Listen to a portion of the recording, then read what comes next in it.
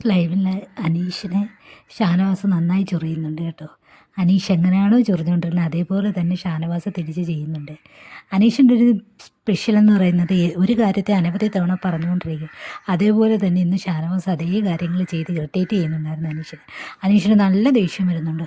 കാരണം ഇന്നലെ big boss ആണെങ്കിൽ മിഡ് വീക്ക് എവിഷൻ എന്ന് പറഞ്ഞൊരു കണ്ണട കൊടുത്തിട്ടുണ്ടല്ലോ. ഒരു സൈഡ് മാത്രമേ കാണാൻ പറ്റത്തുള്ളൂ. അത് ശരിക്കും അവരെല്ലാവരെയും ബുദ്ധിമുട്ടിക്കുന്നുണ്ട്.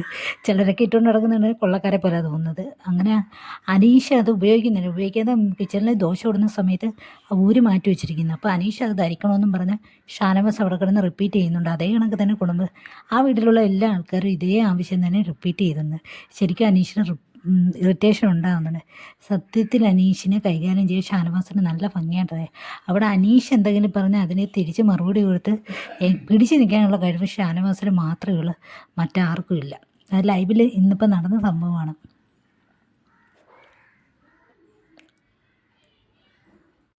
ബിഗ് ബോസിനകത്ത് എന്നും രാവിലെ ഒരു വേക്കപ്പ് സോങ് ഉണ്ടല്ലോ, അത് കഴിഞ്ഞ് കഴിഞ്ഞാൽ എന്തെങ്കിലും വിഷയം കൊണ്ട് അനീഷ് ചൊറിയാൻ വരും.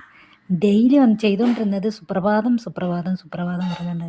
ഇന്ന് രാവിലെ അതല്ല ചെയ്തത്. ഇന്ന് രാവിലെ അനീഷ് പറയുന്നൊരു കാര്യമുണ്ട്, ബിഗ് ബോസിലെ എല്ലാ വീട്ടുകാർക്കും ആദരാഞ്ജലികൾ അർപ്പിക്കുന്നു എന്നും പറഞ്ഞ് അനീഷ് ഇന്നൊരു